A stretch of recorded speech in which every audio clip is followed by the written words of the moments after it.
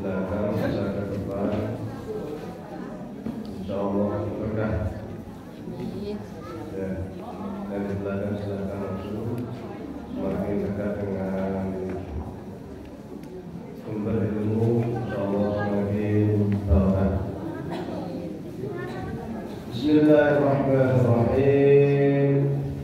Assalamualaikum warahmatullahi wabarakatuh. Alhamdulillahi rabbil alamin. Alhamdulillahilladzi ja'alana ummatan muhammadiyatan ummatan wasata linakuna syuhada bainan nasi yawmal qiyamah. Alhamdulillahilladzi arsala rasulahu bil huda wa dinil haq liyudhhirahu 'ala ad-din kullih wa kafa billahi shahida wa ashhadu an la ilaha illallah wahdahu la sharika lah wa ashhadu anna Muhammadan 'abduhu wa rasuluh.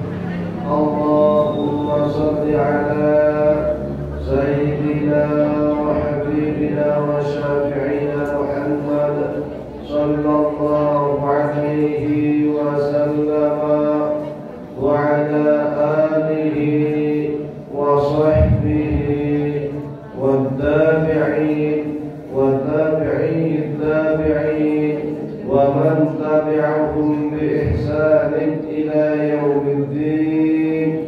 Amma ba'du. Jamaah sekalian yang kami hormati, puji syukur kehadirat Allah Subhanahu wa taala. Pada pagi hari ini kita sama-sama masih dapat melanjutkan ta'lim, insyaallah mendapatkan barakah dari Allah Subhanahu wa taala. Salawat beserta salam semoga tetap tercurahkan kepada junjungan kita Nabi Agung Muhammad sallallahu alaihi wasallam. Insyaallah kita akan lanjutkan hadis selanjutnya. Mudah-mudahan kita agak banyak hadisnya biar cepat kelar. Nanti pindah kitab. Ini ternyata sekarang baru satu setengah, satu pikir-pikir juga ini. Kapan kelarnya? Sekarang satu setengah. Tapi insyaallah barakah. Yang penting kan ilmunya, meskipun pelan yang penting ilmunya. Ini kita terutama hadis karena Ibnu Suyuti ini memang luar biasa. Yang paling terkenal kan Arba'in Nawawi. Tapi sengaja saya pilih ini supaya kalau Arba'in Nawawi sudah sangat masyhur, ya kita coba biar kenal yang lain gitu. Bahwa di sana juga banyak kitab-kitab hadis kecil-kecil selain Arba'in yang juga mempunyai faedah yang sangat luar biasa. Hadis ke berapa ini? Bab 2 fi fadilatin la ilaha illallah. Wa qala sallallahu alaihi wasallam, ikuti ya.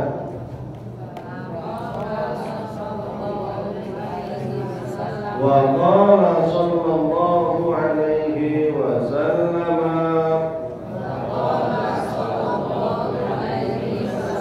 addu zakata abdanikum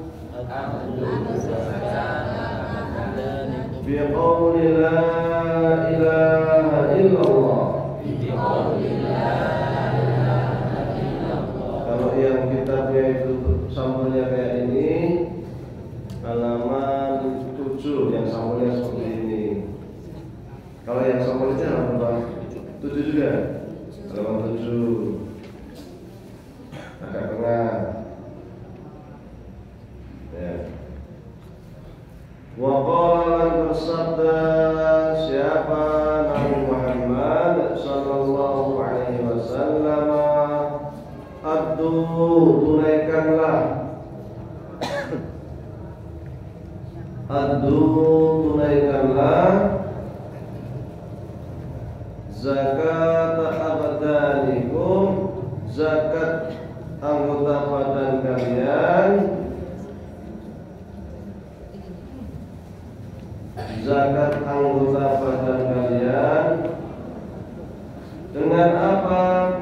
Biqauli la ilaha illallah, biqauli dengan mengatakan la ilaha illallah. Allah sudah beri kenikmatan kepada kita, beri kesehatan, alhamdulillah, bisa datang ke majelis taklim, alhamdulillah, bisa bekerja mencari nafkah, alhamdulillah, matanya masih aus, masih bisa melihat, kakinya masih bisa berjalan, tangannya masih bisa bergerak, mulutnya masih bisa bicara. Maka kita perlu syukuri terkait semua nikmat-nikmat Allah tersebut. Sekiranya semua nikmat Allah itu mesti kita keluarkan zakat, maka nikmat Allah yang ada dalam diri kita juga mestinya kita keluarkan zakatnya. Bagaimana kita mensyukuri dengan mengeluarkan zakat kesehatan yang Allah berikan kepada kita dengan selalu mengucapkan kalimat la ilaha illallah, kalimat yang sangat mudah diucapkan di lisan, namun mempunyai pengaruh spiritual, pengaruh hati, pengaruh ketenangan yang luar biasa. Sekiranya hendak mempunyai kata-kata la ilaha illallah ini ingin merasuk dalam hati kita, maka kita resapi zikir bukan hanya di lisan, tetapi zikir hati ini yang paling dalam. Zikir hati la ilaha illallah, la ilaha illallah, la ilaha illallah. Lisannya iya, hatinya juga iya. Ngikutin ya hati ngikutin lisan, atau lisan ngikutin hati. Ya, lisan ngikutin hati. Sekiranya lisannya nggak bisa ya hati. Selalu la ilaha illallah. Kita akan terjaga. Allah akan melindungi kita dari banyak hal, terutama godaan setan. Orang yang gampang kesurupan itu umumnya karena lalai berzikir, sering ngelamun, jiwanya kosong. Jadinya ketika setan lewat bisa masuk gampang. Ya. Ada kalau di kampung-kampung ada orang yang ketempelan, istilahnya ketempelan itu kalau dalam hadis Nabi ada kucing sembarangan, akhirnya ternyata di situ ada rumah jin, ya. Jinnya marah, akhirnya masuk ke tubuh dia, ngikutin sampai di tubuh dia buat rumahnya di tubuh kita. Jin itu bisa masuk, bisa ngikutin aliran darah dan bisa mempengaruhi otak kita, sehingga kita menjadi was-was. Makanya kan yuwaswisu fi sudurinas, yuwaswisu fi sudurinas, jadi was-was. Maka ketika orang menjadi was-was itu sering was-was macam sholat rakaatnya, udah saya sudah melakukan atau tidak ada. Saya tadi waktu itu wajahnya tidak masuk belum ya. Nah itu alamat sering lupa. Apalagi kalau tidur mimpinya di kuburan aja, alamat itu. Kalau nggak mimpi di kuburan, mimpinya di laut, banjir, air aja. Nah, kalau nggak mimpinya di bukit mau jatuh aja. Nah, enten serius nih, harus dirukyah itu.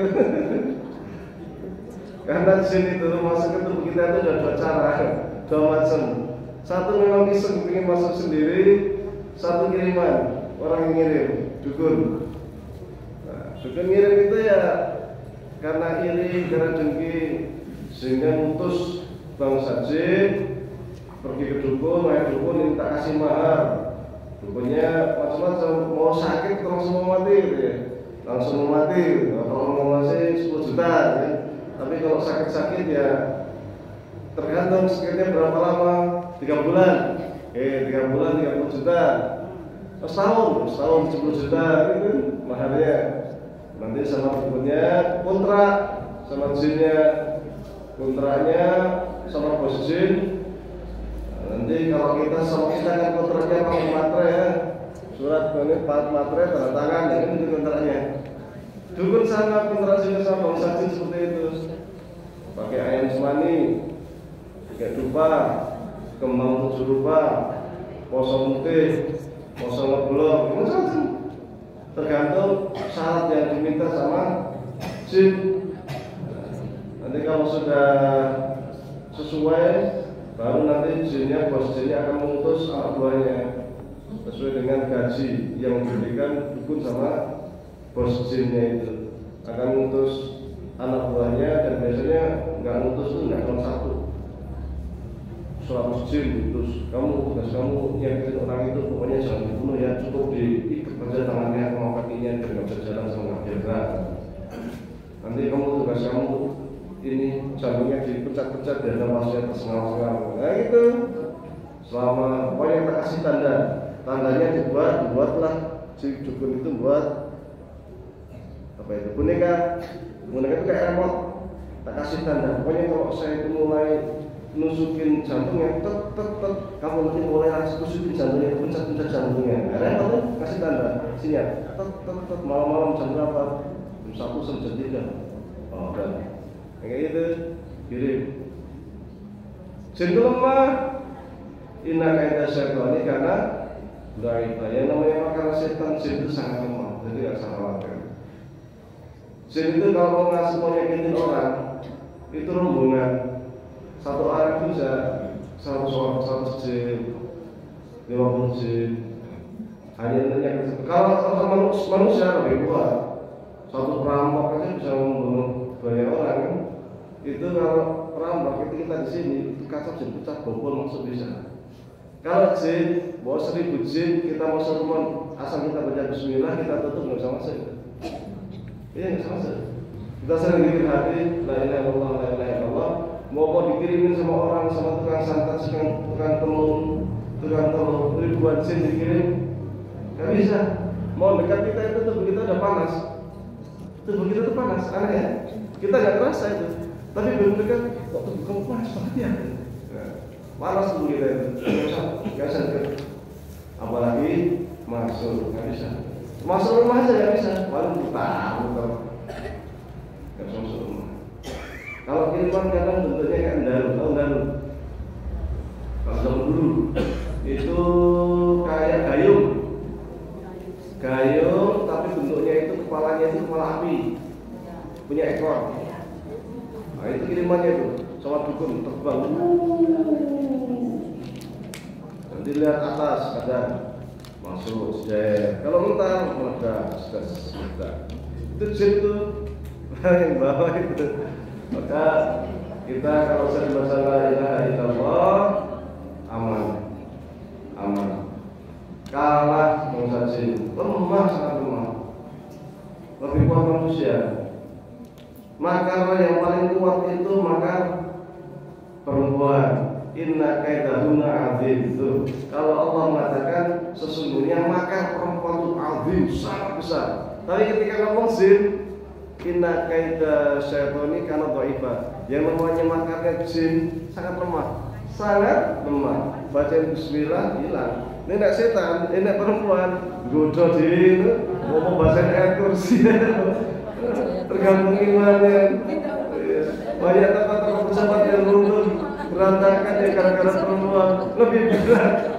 Bahasa yang surat Al-Baqarah hilang. Diketik itu bisa luluh itu laki-laki dengan makarnya perempuan. Beda sama makarnya jin. Jadi dulu itu saya pernah cerita tentang tuyul belum ya? Ada tuyul zaman Nabi itu. Tuyul ini nyuri harta di Baitul Mal. Nyuri harta di Baitul Mal. Waktu itu penjaga Baitul Mal kalau tak silap itu Ibnu Mas'ud. Malam-malam di Baitul Mal itu banyak gandum gitu kan. Ambil tuyul itu, ketahuan sama Ibnu Mas'ud, ditangkap, wujudnya kayak manusia. Ditangkap, kamu mencuri ya? Saya laporkan kamu ke Rasulullah SAW. kata tuyulnya ini, ya saya sengaja ngambil karena saya butuh, saya lapar dia. Ya udah karena lapar ya silakan diambil cukupnya, dilepas. Dia merasa pikir ini manusia, nggak mikir kayak itu tuyul. Malam berikutnya nyolong lagi dia orang yang sama, tangkap lagi, kamu nyolong lagi kamu deh.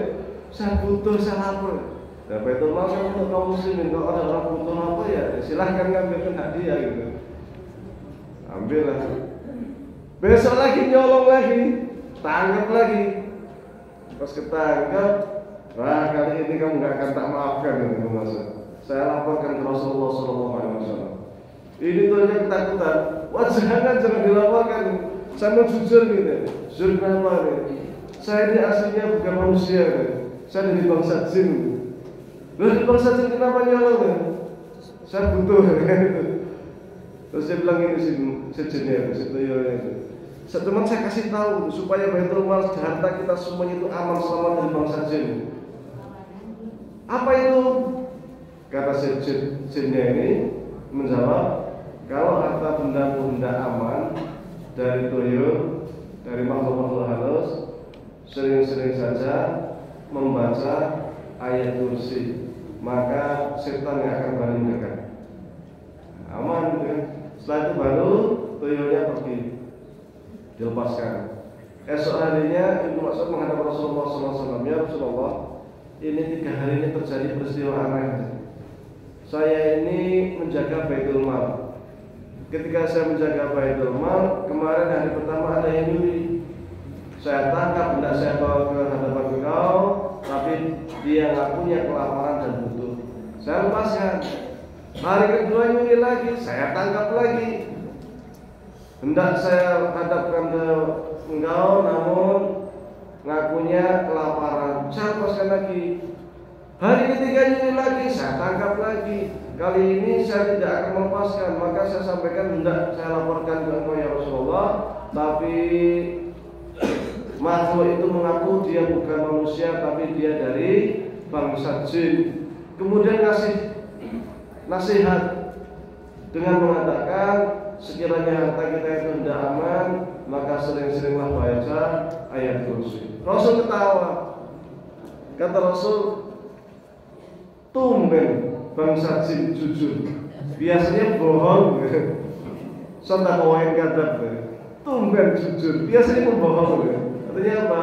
Ya kalau kita ingin aman, dilindungi oleh Allah SAW, sering berzikir, baca la ilaha illallah, baca ayat kursi. Insyaallah nggak gampang yang namanya gangguan setan, gangguan bangsa jin, baik jin yang tempelan ataupun jin-jin yang kiriman. Karena jin itu ketika lewat rumah pengen berteduh juga itu di bangsa jin itu, ada rumah di malam-malam kayaknya anget gitu kan. Ada orang masuk rumah tanpa bismillah, masuk aja capek, enggak ke kamar mandi, enggak cuci kaki, cuci tangan dulu, langsung tidur, tarik selimut, dingin kan, anget, enak. Ya jinnya kesenangan masuk juga, dia ikut selimut juga, dipeluk juga sama jinnya kan. Enggak kerasa dia kalau dipeluk sama gendruwo. Makanya pagi-pagi itu enak, tidur enak nyenyak. Taunya dipeluk sama gendruwo kan itu. Pagi-pagi dengan adat, nanti dulu lah. Entah dulu sama jinnya sama tenang aja sama saya dulu, anget gitu kan. Akhirnya sholat subuhnya sholat gitu. Iya, apalagi gendruwo itu kan besar kayak kingkong. Gendruwo itu kayak kingkong, kayak gorila gitu. Apa bulunya banyak, matanya mencorong merah, gendruwo itu. Ya.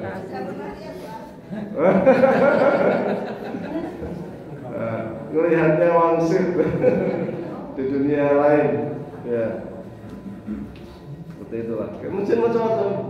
Ada yang bentuknya itu kayak raksasa, kakinya itu mungkin segini, satu kaki itu gini. Melihat tuh, masya Allah tinggi yang itu bangsa jin. Macam-macam, ada yang biasa segede kita, ada yang kecil. Udah pernah lihat di dunia lain. Baik, lanjut. Maka apa ya? Intinya itu kita sering-seringlah hati kita hiasi dari zikir. Penting sekali ya. Sangat-sangat penting. Insya Allah kadang hidup itu kalau di kota mungkin nggak terlalu ya. Kalau di desa itu kadang kita sih niatnya baik, kita niatnya nggak macam-macam.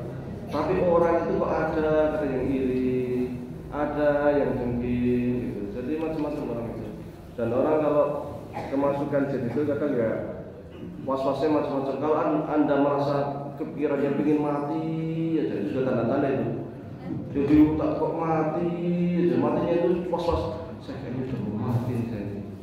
Saya kok deg kan? Terus ini saya saya kayaknya udah dekat ini. Itu juga tanda-tanda itu. Perlu di ru'yah itu. Ya. Wa qala sallallahu alaihi wasallam wa qala sallallahu alaihi wasallam ma min 'abdin yaqulu la ilaha illallah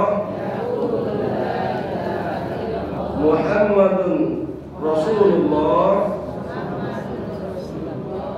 illa qala Allah ta'ala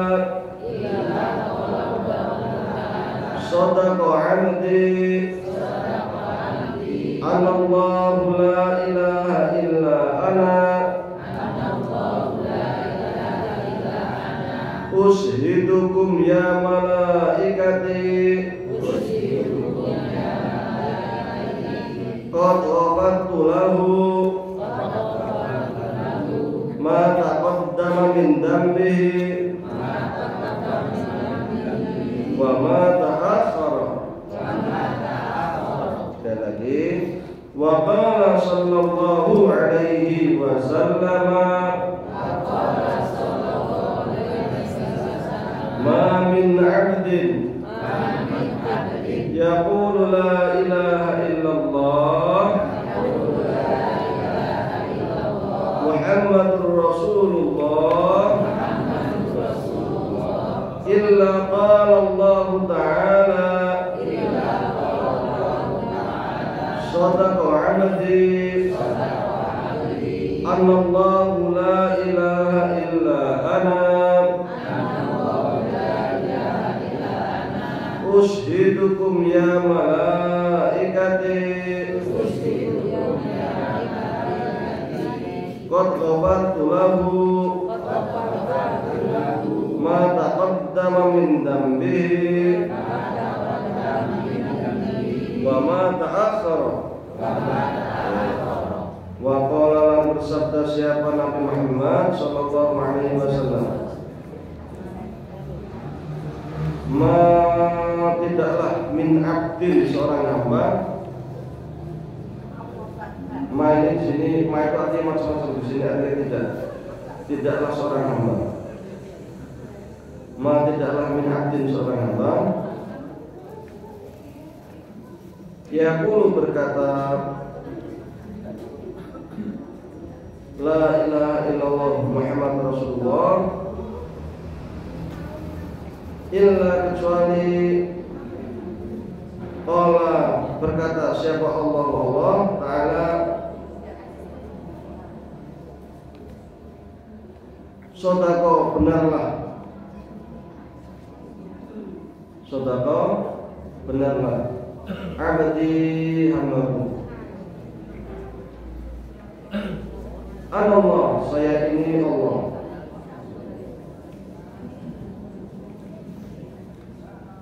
Allah saya ini Allah la ilaha tidak ada Tuhan illa ana kecuali saya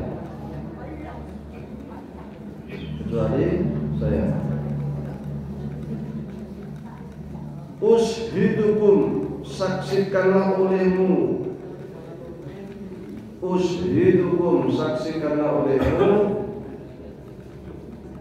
ya malaikati wahai para malaikat-malaikatku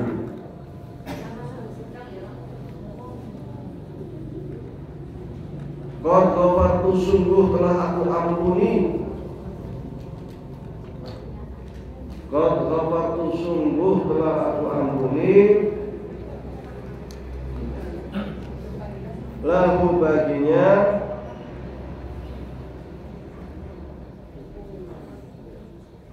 ma sesuatu,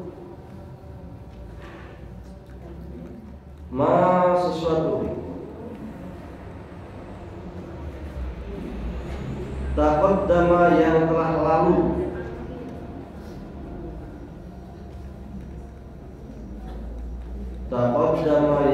lalu,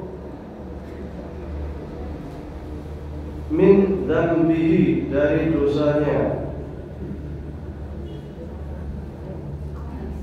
min dzambihi, dari dosanya, wama, dan sesuatu, ta'akhkhara, yang akan datang.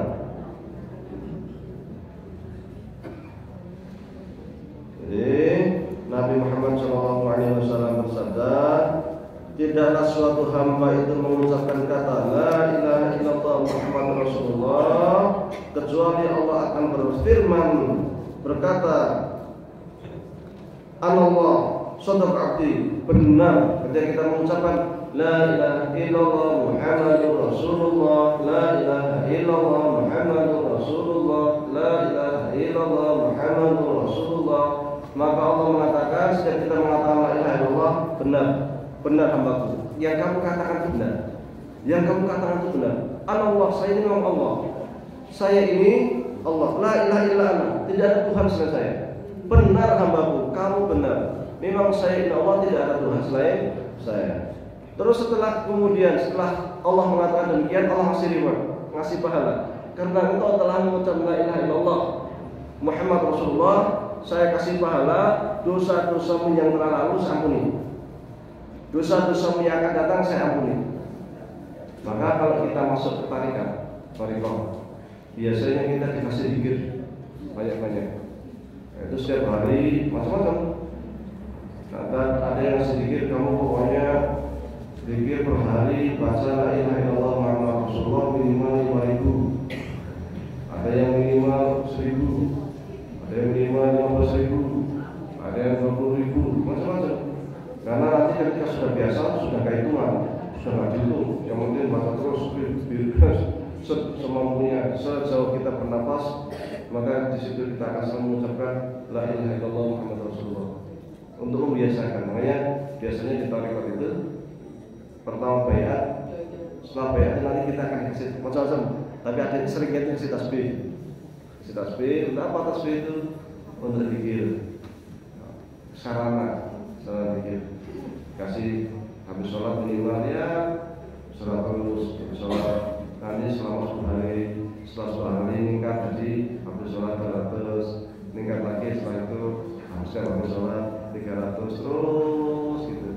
Untuk apa? Tadrib, melatih jiwa kita supaya selalu mengucapkan la ilaha illallah. Ringan la ilaha illallah Muhammad Rasulullah, ringan sekali la ilaha illallah Muhammad Rasulullah. Hanya mengucapkan kata-kata itu, maka dosa-dosa kita yang telah lalu dan akan datang diampuni oleh Allah Subhanahu wa taala. Tapi dosa yang terkait dengan Allah dan dosa ringan, bukan berarti kalau punya utang terus pengen nggak dibayar. Banyak, saya kan udah bilang la ilaha illallah Rasulullah, udah diampuni dosa-dosa saya, tak usah bayar utang. Nggak bisa. Utang itu terkait dengan hak manusia, maka kita tetap harus bayar. Atau kita pernah menyakiti hati orang, maka kita tetap harus meminta maaf, karena dosa terkait manusia. Dosa terkait manusia itu lebih berat dibanding dosa dengan Allah. Maka dalam hadis dikatakan, maka lahu madlamatun falyatahallahu minal yawm qabla ayyakuna fi nar wala dirham. Sesiapa yang pernah mendolimi hambanya, sesama manusia, saudaranya, maka hendaklah dia minta dihalalkan saat ini, saat ketika kita masih hidup di dunia, sebelum kelak di akhirat harta benda itu sudah tidak ada gunanya lagi. Wong Jawa pinter, supaya kita itu saling maafkan, maka dibuatlah acara halal bihalal. Ya kan gitu. Fal yatahallal, hendaklah minta dihalalkan. Akhirnya buat acara yang namanya halal bihalal. Orang memang anak tapi senang sama dikit ono. Kalau kita bilang ini kita mau di acara halal bihalal, bingung mau acara halal bihalal. Tapi pinternya orang Indonesia, hadis Nabi dibuat acara, dibuat semacam apa istilahnya itu, kumpul bersama, saling sungkem, saling memaafkan. Supaya apa? Supaya dosa sesama manusia itu bisa runtuh. Karena ketika kita sesama kita itu saling jabat tangan, itu dosa-dosa kita itu hilang. Ma min abdin, barang siapa seorang hamba yaltaqiyan yang ketemu, kemudian yatasafahani, kemudian dia itu saling bersajabat tangan, maka Allah akan ampuni dosa-dosanya hatta yatafarraqah, sampai keduanya itu berpisah. Jadi seorang hamba yang saling ketemu kemudian berjabat tangan, maka dosa-dosanya akan roboh, akan runtuh, akan lenyap, akan sirna sampai dia itu berpisah. Maka Rasul dulu kalau jabat tangan itu agak lama. Kalau yang jabat tangan itu sudah lepas, baru saya lepas jabat tangan. Kalau orang Arab bukan hanya jabat tangan tambah cipika-cipiki. Maka jangan kaget sama cowok cipika-cipiki, itu tradisi Arab. Iran juga. Kalau di Indonesia itu, waduh, ini bahaya ini. Tapi kalau di Arab biasa itu, tradisi orang Arab. Jadi memang kalau ketemu itu, alhamdulillah,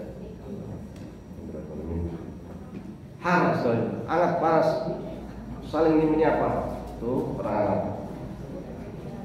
supaya dosa-dosanya roboh.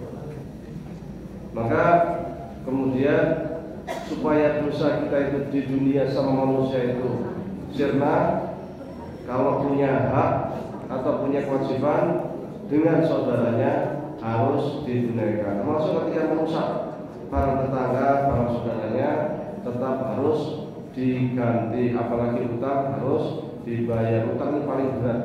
Seorang hamba meskipun dia itu rajin sholat, rajin puasa, rajin ibadah, kalau punya utang kalau nggak dibayar, tidak masuk surga, nggak bisa masuk surga. Dan nanti sudah dikatakan, walladzi nafsi Muhammad biyadihi, lau qutila ahadukum fi sabilillah, tsumma uhiya, tsumma qutila, tsumma uhiya, tsumma qutila, wa alaihi dainun, ma dakhala jannah hatta yudha'anhu dainu. Demi zat yang jiwaku itu ada di genggaman tangannya, demi Allah, sekiranya seorang hamba itu berjihad di jalan Allah, kemudian dia meninggal syahid, dihidupkan lagi oleh Allah, jihad lagi, syahid lagi, dihidupkan lagi, jihad lagi, syahid lagi, kemudian dia itu masih punya hutang dan belum dibayar, madakhalal jannah, dia tidak akan bisa masuk surga hatta yudha'anhu dainu, sampai dia bayar hutangnya. Jadi hati-hati dengan hutang, seberapapun harus dibayarkan. Jangan lupa ingat, menang-menang nggak ditagih, aman nggak ditagih, kayak jangan lupa ya. Senang karena terkadang itu justru yang ngutangi itu yang akhirnya kayak ngemis kan, wah nagihin gitu. Karena orang minjemin itu kadang dia minjemin bukan karena dia kaya, kadang dia itu masih punya kebutuhan, tapi karena melihat saudaranya sama muslim kok juga lebih butuh, datang ke rumah dia butuh uang, ya dia akhirnya dia pinjemin karena dia kebutuhan dia, saya kebutuhannya mesti sebulan lagi, nah gitu. Ternyata ditagih enggak bayar-bayar, ini bahaya. Makanya utang ini harus hati-hati. Maka kita kan sudah selalu berdoa, Allahumma inna na'udzubika min al-faqri wal faqri wa na'udzubika min al-jubni wal bukhli wa na'udzubika min ghalabatid rijal. Jadi Allah lindungi saya dari hutang. Kita juga selalu doa supaya kaya. Allahumma ghnina bi halalika an haramik. Ya Allah, berikan saya itu kekayaan, tapi kekayaan dari harta yang halal. Kan gitu. Kekayaan dari harta yang halal. Supaya kita tidak terbelenggu hutang. Ini sekarang hati-hati itu yang pinjol-pinjol itu. Belum lama kan, baru beberapa hari lalu ada berita orang bunuh diri karena pinjam 9 juta, tahu-tahu suruh ngembaliin 19 juta. Nah, pinjol ini bahaya sekali. Orang kok bangga berhutang. Janganlah. Rasul yang pernah berhutang manusia. Rasul pernah berhutang. Tapi Rasul kalau berhutang itu pakai gadai. Pernah berhutang kepada tetangganya Yahudi, minjem beras, kalau gandum, digadaikanlah baju besinya. Nih baju besi. Sekiranya meninggal, ambil aja baju besi saya ini itu. Jadi aman tetap. Gadai ada yang digadaikan. Sehingga sekiranya nanti dia bisa bayar, gadainya diambil. Jadi kalau di bank kita berhutang kemudian ada catatan gadaiannya itu, kalau kamu nggak bisa bayar nanti rumahmu disita, nanti tanahmu disita, nanti apa itu udah benar. Itu yang secara Islamnya yang seperti itu memang. Jadi tidak ini bank kok zalim sekali, rumah saya disita gitu. Ya memang seperti itu. Karena itu adalah hak manusia. Maka dalam fikih Islam dikatakan, umpamanya nih orang gila kan dia nggak punya akal. Masuk ke rumah tetangga mau berakhir rumah tetangga kan, pas tetangganya pulang, lu rumah saya kok hancur berantakan gini. Tadi ada orang gila masuk. Nah, orang gila kan nggak punya dosa, dia nggak tahu apa. Tapi ditanya, ini walinya siapa? Wali itu siapa? Ini yang orang gila ini punya keluarga nggak? Oh ada, orang tuanya masih hidup. Terus si orang gila itu punya harta nggak? Dia punya harta, maka harus dikeluarkan dari hartanya orang gila itu untuk digantikan. Kalau nggak punya harta, ya walinya nanggung. Kan itu hak. Jadi hati-hati ya. Anak kecil rusak main bola, nendang bolanya ini kena kaca tetangga pecah. Ya walinya nanggung. Orang tuanya harus ganti. Karena terkait hak orang lain. Maka hak orang lain ini yang sangat hati-hati. Dulu Abu Hanifah itu kan ceritanya seperti itu. Siapa? Nu'man ya? Nu'man. Ceritanya kan sama. Dia itu waktu di jalan mau menuntut ilmu, mau apa berjalan sampai kehabisan bekal, kelaparan. Karena lapar, nyari makanan gak ada, dia tahu-tahu lihat apel, ada pohon apel. Pohon apel ada satu. Wah, ada apel ya. Dia langsung makan. Baru separuh ingat, aduh ini bukan hak saya ini. Ini apel ini bukan hak saya ini. Bahaya ini. Maka si Nu'man itu langsung mencari siapa yang punya kebun ini, minta dihalalkan. Mumpung masih hidup di dunia, dicari ketemu pemiliknya. Dia ngomong ke pemiliknya, Assalamualaikum, Waalaikumsalam, silakan masuk. Setelah masuk, silakan duduk. Duduklah, kemudian dia menyampaikan, mohon maaf, maksud saya kedatangan ke sini.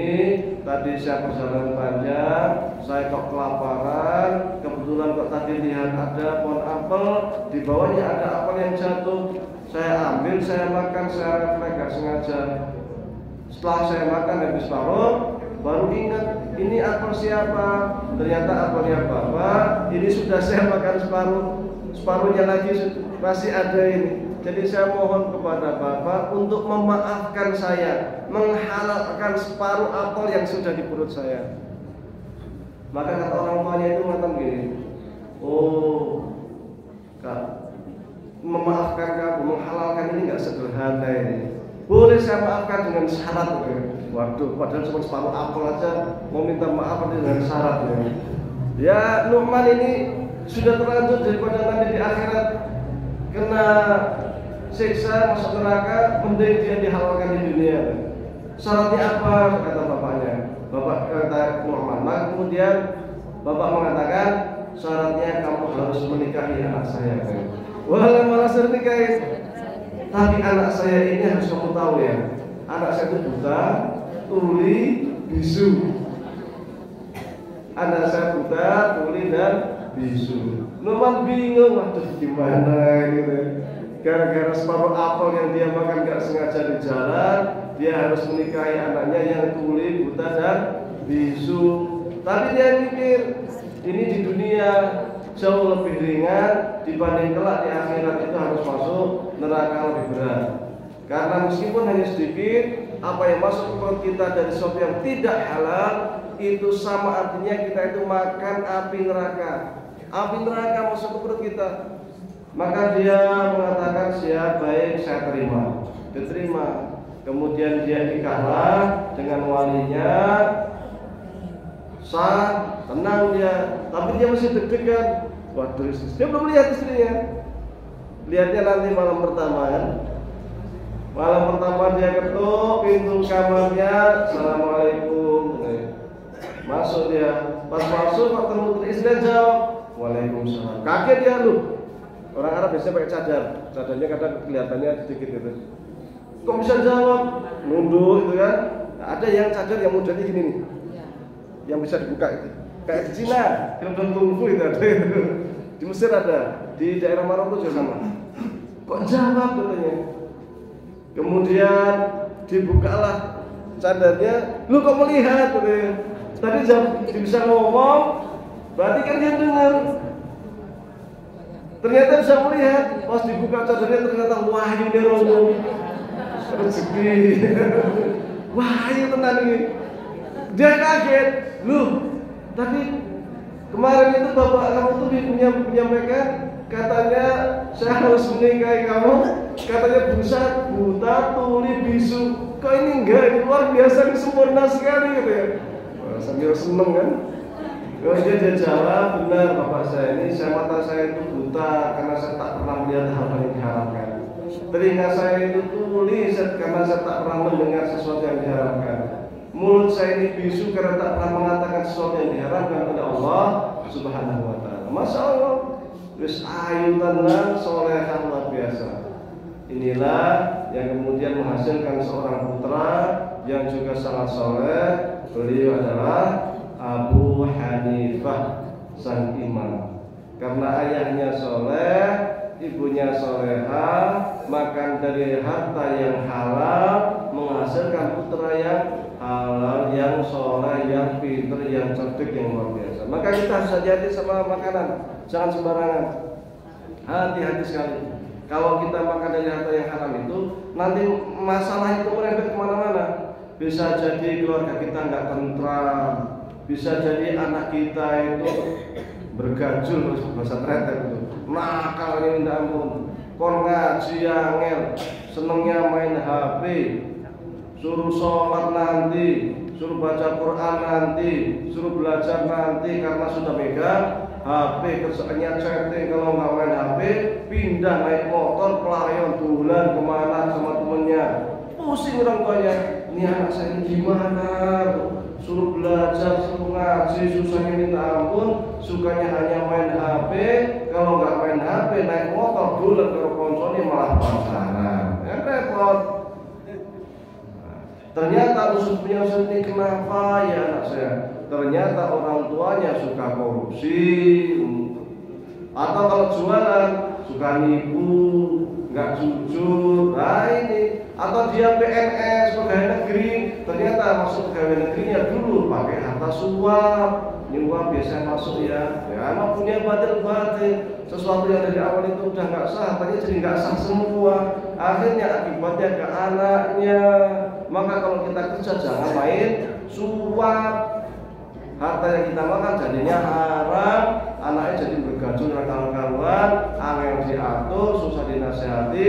Yang mestinya itu anak menjadi simpanan kita untuk investasi dunia dan akhirat, malah bikin pusing, menyengsarakan orang tua. Banyak kasusnya di media kan sering kita dengar, anaknya mukul orang itu yang dari pegawai pajak itu. Akhirnya pas mukul orangnya itu masuk rumah sakit, diusut, ternyata dia itu anak salah seorang pegawai pajak. Akhirnya pegawai pajak, loh kok bapaknya sugih orang umum duitnya dari mana ini? Dicek ternyata hasil korupsi. Akhirnya dia dicopot dari pegawai pajak, mlebu penjara sisa gara-gara anaknya bergajul. Anaknya nakal ini contoh orang tua yang ngasih keluarganya dari harta haram. Anaknya bukan memberikan syafaat, malah memasukkan orang tuanya ke penjara. Ini di dunia, di penjara dunia. Nanti di akhirat akan memasukkan juga ke neraka. Dan banyak kasus, kita sering kalau kita baca di media, beberapa kali kemarin belum kasus-kasus gara-gara anak orang tuanya sengsara. Itu aslinya salah orang tuanya itu. Anaknya dikasih makan makanan haram, dikasih makanan dari hasil korupsi keluarganya, akhirnya seperti itu. Ada yang gara-gara istrinya pamer di media, tasnya harganya 1 miliar, dicek ini staf pegawai pajak yang gajinya itu 1 bulan katakanlah 8 juta atau berapa kan? Tapi kok tasnya kok 1 miliar, dari mana? Dicek kekayaannya, ternyata dia nggak punya bisnis lain selain hanya pegawai pajak, dicurigai. Akhirnya ketahuan masuk penjara, ternyata korupsi, pernah semua. Hina akhirnya, hina di dunia dan hina di akhirat. Malu di dunia dan kelak akan jauh lebih malu di akhirat. Karena di akhirat semua sudah tidak berguna lagi. Harta benda nggak ada gunanya. Maka kita harus jauhkan sifat gengsi. Gengsi itu masalah. Hidup apa adanya lah. Ya kalau kita adanya seperti ini ya seperti ini. Apa jangan karena tetangga, waduh mau nikahan, kalau nggak mewah ya malu. Nikahnya mewahnya minta ampun, habis duit 60 juta, jebule duitnya nyolong. Kalau enggak duitnya pinjam, habis nikah sengsara pusing, piye caranya bisa mengembalikan. Jangan sampai kita mewah, baru selesai pusing, gimana cara bisa mengembalikan hutang. Ya apa adanya, apa adanya. Nikah itu kan paling sederhana, gampang. Yang penting ada 2 saksi, ada wali, ada calon mempelai, ada mahar. Mahar sekedarnya, sedapatnya. Ada yang peralatan sholat, ya soal peralatan sholat. Ada yang mushaf, ya mushaf. Ada, ya sebisanya. Nggak harus mewah-mewah. Saya dulu nikah itu cuma hanya keluarga saya 5 orang masalah. Kemudian sama walinya perempuan, udah akad, udah selesai. Nggak ada mewah-mewah apa semua. Karena memang niat yang lama dipaksa langsung suruh nikah. Udah nikah sekarang aja, daripada nanti. Udah nikah sekarang. Bisa di Kairo, saya ketemu walinya. Sama kakak saya kedua pun nggak ingin menghadiri pernikahan saya. Karena nggak tahu. Tahu pulang sudah nikah, saudara-saudara kalian tahu saya sudah nikah. Lu kapan nikahnya? Kemarin. Lu kalau udah undang? Karena kita juga sengaja mau nikah, katanya. Simpel, sederhana kan? Hanya undang tetangga beberapa orang, ya kita mau nikahan, selesai, simpel. Cuma kita kan terbentur tradisi, wah kurang berbeda, wah nanti dibilang ini, wah ini yang ada masalah. Maka hidup itu sebenarnya kalau kita hidup opanan ya sederhana, simpel, enak. Cuma kalau kita mikirnya mikir apa kata orang, repot, jadinya apa? Jadi, dan ini kebanyakan itu yang sering mikir orang lain itu biasanya dari ibu-ibu. Kurang pena, ini, mereka harus ngumpul bareng, ngerumpi bareng, jangan repot. Nah ini masalah. Kita kan mestinya ya logis lah. Dalam apapun, tindakan kita apapun, sifatnya logis sehingga nanti selesai itu tidak membebani hidup kita. Baik. Sudah pukul 7. Silahkan sekiranya ada pertanyaan sebelum kita tutup. Monggo. Assalamualaikum warahmatullahi wabarakatuh. Waalaikumsalam. Allah itu akan melihat umatnya ataupun manusia itu tidak dilihat tampangannya ataupun kecantikannya, tapi yang dilihat itu adalah hati. Nah, di sini saya itu kalau bekerja itu sangat fokus sekali. Istilahnya tidak sana-sana, tidak nurah-nurih. Tapi kalau saya melaksanakan ibadah, terutama sholat, itu pikiran atau hati kemana-mana. Nah, bagaimana cara kita untuk menundukkan hati ataupun melunakkan hati supaya dalam kita ibadah tidak ke mana-mana. Sekian, terima kasih. Assalamualaikum warahmatullahi wabarakatuh.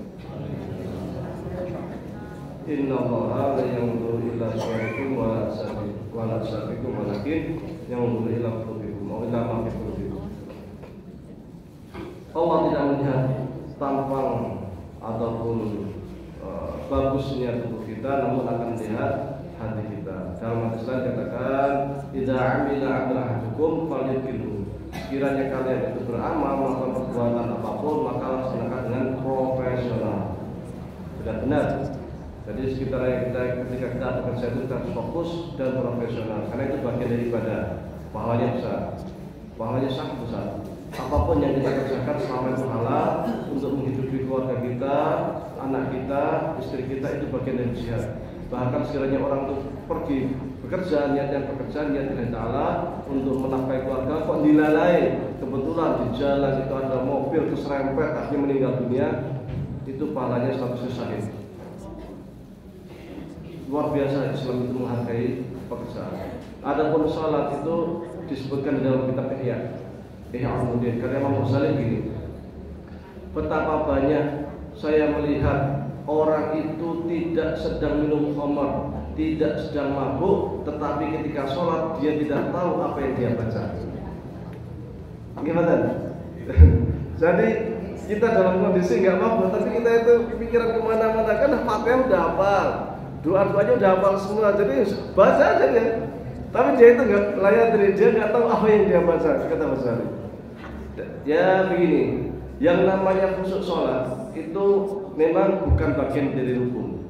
Artinya selama kita membaca yang hal-hal atau melakukan yang rukun dan yang syarat itu sudah sempurna, itu sholat sudah sah. Kalau dari sisi sahnya ya, itu sudah sah. Sekiranya ke dalam sholat kemudian mikir macam-macam, ketika kita ingat sholat langsung ingat bacaannya. Jadi idealnya itu kita menghayati bacaan kita. Jadi saya bilang subhanallah ya subhanallah, kita alhamdulillah ar-rahmanir-rahim maliki yaumiddin. Kita masukkan ke dalam hati. Jadi lisan itu tetap baca, karena ada namanya rukun qauli yang enggak boleh di hati. Kayak baca Fatihah itu enggak boleh Allahu Akbar, diam baca dalam hati. Itu sholatnya tidak sah. Sholatnya tidak sah karena itu rukun qauli, harus diucapkan. Meskipun hanya pelan, harus diucapkan. Itu rukun qauli. Makanya disebut dengan istilah membaca qiraah. Yang namanya membaca itu harus dilafalkan. Kalau dalam hati jenenge batin. Maka kalau anak kecil ada di SD, guru SD, nah silakan baca halaman 1. Sudah Bu, belum kapan bacanya? Dalam hati Bu. Belum baca harus diucapkan, namanya baca. Kalau dalam itu namanya batin, harus dibaca. Kemudian juga tasyahud harus dibaca. Yang lain-lain itu sunnah hayat, tapi idealnya dibaca meskipun hanya telinga kita yang dengar. Pelan. Nah, itu nanti dengan kita membaca lisan dan menghayati dalam hati, insya Allah mudah-mudahan kita jadi ingat kalau kita itu sedang menghadap Allah. Biasanya kalau di Mesir, imamnya itu biasanya mengingatkan ketika hendak sholat itu dibilang gini, sawu sufufakum fa inna tasbihata sufufin tamim sholat. Itu yang pertama, rapatkan barisan, luruskan barisan, karena itu bagian dari kesempurnaan sholat jamaah. Kemudian ada lagi, shollu sholatan muwadda'. Sholatlah kamu seakan-akan ini hari terakhir kamu, dan seakan-akan ini adalah pertemuan kamu dan Allah SWT langsung. Hari perpisahan.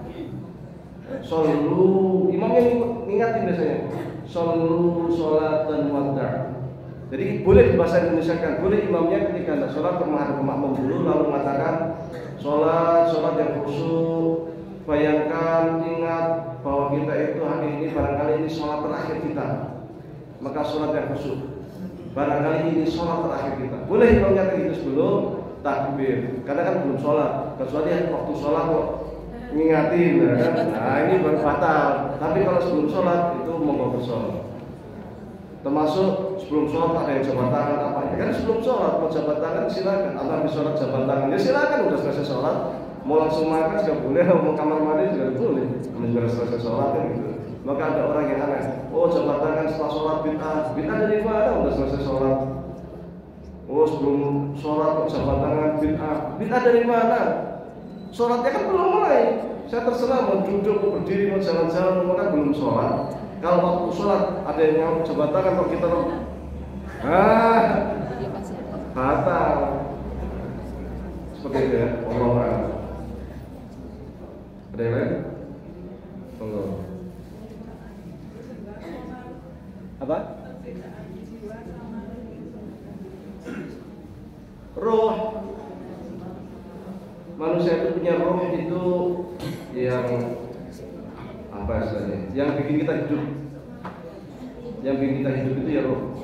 Nanti kalau kita rohnya dicabut, mati kita. Itu roh. Jiwa itu kalau dalam bahasa Arabnya namanya an-nafsu. Jiwa itu dibagi menjadi 3. Nafsul mutmainnah, nafsul ammarah, dan nafsul lawamah. Mutmainnah itu jiwa yang tenang, yang damai, karena langsung berzikir kepada Allah. Ada lagi jiwa yang amarah, yang dia itu selalu membisik-bisikkan hati kita itu untuk berbuat kejahatan, keburukan. Ada yang lawamah, yang lembut. Tapi untuk melihat perbedaan simpelnya begini, perbedaan yang simpel, yang kita rasakan aja. Kalau orang mati, itu rohnya hilang, pasti. Kalau ada hidup, itu rohnya nggak hilang, tapi jiwanya itu melawan buana. Jiwa Anda itu melawan buana, maka Anda akan mimpi ini macam-macam itu. Tapi rohnya tetap ada, jiwanya. Maka ada kalau di Jawa itu ada namanya rogo sukmo. Ada yang pernah dengar? Rogo sukmo, sukmanya keluar dari tubuh kita. Bukan rohnya, roh itu mati, tapi jiwa. Dan jiwa itu dia sifatnya sangat halus sekali. Nggak tahu apakah ada yang pernah mengalami itu tidak. Pernah nggak mimpi, tapi di dalam mimpi itu seakan-akan kenyataan? Pernah? Nah itu jiwa itu. Pernah nggak mimpi kita itu di dalam mimpi kita itu melihat atau merasakan kebesaran Allah? Saya pernah mimpi kalau beberapa kali bahkan. Kalau kita dalam mimpi sujud, dalam mimpi kita tuh nggak berani, kita langsung sujud otomatis, blek. Kita hanya mengucapkan Subhanallah, Allahu Akbar, dan yang namanya tubuh itu bergetar yang luar biasa. Tubuh kita bergetar dan hanya bisa menangis. Dan untuk mendarat kok ini nggak berani, hanya untuk darat nggak berani sama sekali. Kita hanya sujud, hanya bisa berzikir karena keagungan Allah yang namanya Allahu Akbar itu kerasa sekali. Dan itu ketika bangun kita masih sesungguhkan. Nah, itu nafs, jiwa itu. Dan kedamaian luar biasa. Kita seakan-akan masuk ke alam lain itu, alam roh, itu jiwa. Atau, nah ini yang sering dialami juga oleh orang. Kita mimpi ketemu jin, ketemu apa, ketemu setan. Nah, itu nafsu kita itu. Yang sampai ketemu itu, yang diganggu sama setan itu. Bukan roh kita. Rohnya itu nanti kalau hilang, ya hilang saja. Itu nafas. Nah kalau kita mimpi kok sedang berzikir itu merasakan keadaan Allah, itu nafsu mutmainnah atau nafsu lawamah. Kalau kita itu jiwa kita itu sering memberontak, pengennya nyuri, pengennya nyolong, pengennya apa, nah itu nafsu itu. Orang Indonesia kemudian membahasakan dengan nafsu biasa, nafsu makan, kan, nafsu tidur. Dan orang saya pernah cuma nafsu itu kan bagus, cuman apakah kita bisa mengendalikan atau tidak? Kalau nggak bisa mengendalikan kan jadi nafsu amarah itu amarah atau besuk. Amarah itu bukan nafsu amarah. Kalau orang Indonesia kan nafsu amarah itu kan nafsu ingin marah, bukan. Amarah itu amarah atau besuk, memerintahkan kepada keburukan. Itu namanya nafsu amarah. Jadi segala sesuatu yang perintahkan kepada keburukan itu namanya nafsu amarah. Maka kita jangan selalu mengkambing hitamkan setan. Jangan selalu menyalahkan setan. Karena di dalam diri kita itu kadang ada bisikan-bisikan yang nggak baik juga dari jiwa kita sendiri, dari nafsu kita sendiri, membisik-bisikan untuk kita berbuat tidak baik. Itulah yang namanya nafsu amarah. Maka nafsu amarah itu harus ditundukkan dengan apa? Dengan banyak zikir, la ilaha illallah Muhammad Rasulullah, maka nanti akan lembut. Kalau jiwa kita lembut, kita zikir itu akan tasyairah min halqulub. Kita itu akan merasa apa ya? Bergetar. Maka dulu Abu Bakar itu kalau sholat sering nangis karena merasa keagungan Allah itu luar biasa. Bahkan Al-Quran ini kalau angzalna hadzal Quran ala jabalin la ra'aytahu khashi'an mutasaddian min khasyatillah. Sekiranya ayat Al-Quran diturunkan ke gunung itu akan langsung lebur hancur karena takut khusuknya, takutnya kepada Allah. Nah itu jiwa itu akan luar biasa bergetarnya. Dan ketika jiwa itu dia seperti kaca. Kaca itu kalau sering kena debu itu untuk buat ngaca nggak bisa. Tapi kalau dia bening itu jernih sekali. Maksudnya apa? Kalau kita itu sering melatih jiwa kita, hati kita sering berzikir, istighfar, nggak banyak dosa, itu jernih. Nanti akan muncul pantulan sinar atau ilham dari Allah Subhanahu Wa Taala. Tapi kalau kita sering berbuat maksiat ya dengar azan aja udah suntuk gitu. Maka perlu kemudian hati itu dilatih supaya bening, supaya jernih. Kalau hati jernih itu nanti sensitivitasnya kan sangat tinggi sekali. Sensitivitas tinggi. Dan itu ini ilmu dalam ini, ilmu sufi sebenarnya. Insya Allah nanti akan saya bahas. Nanti jam 9 sampai jam 3 kalau itu akan ada terjadi. Dan saya akan membahas tentang ini diantaranya, membahas tentang dunia sufi ini. Nah, kalau sekiranya ingin hadir, dipersilakan. Saya sudah bawa kitabnya ya. Saya bawa juga Ahwal wal Maqamat karya Imam Junaid dan lain sebagainya. Wallahu a'lam. Baik, kita tutup ya acara kita karena ada saudara kita yang sering bermajelis dengan kita sedang sakit, maka kita sama-sama kita doakan dengan bacaan Al-Fatihah.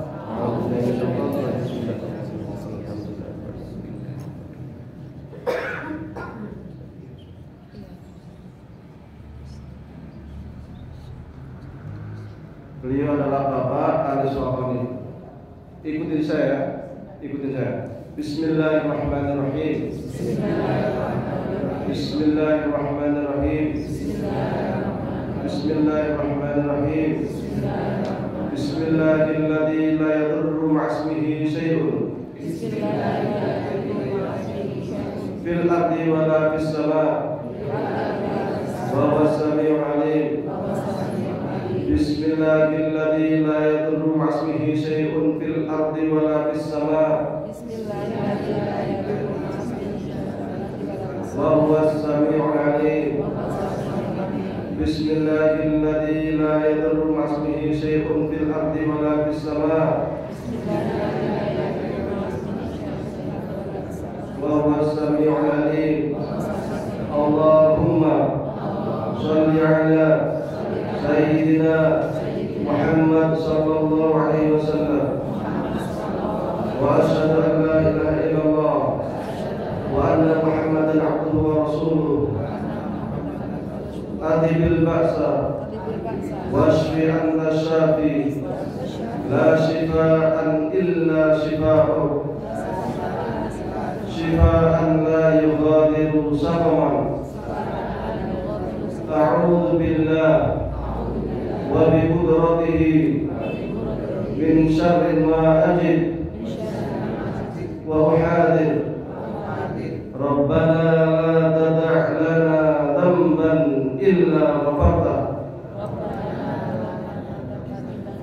Rabbana la tada' lana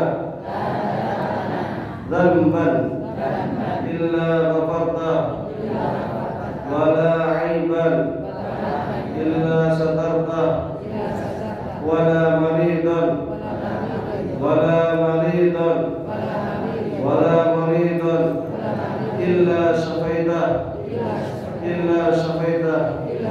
illa syafaitah ya arhamar rahimin.